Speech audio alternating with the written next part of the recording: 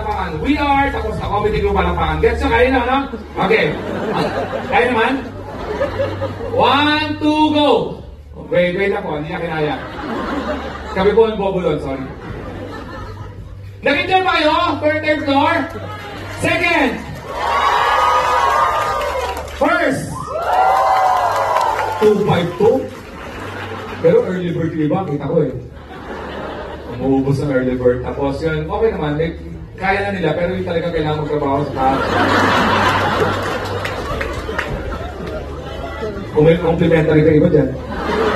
Pero mo complimentary ka na, sa taas ka pa. Dadali na po ah.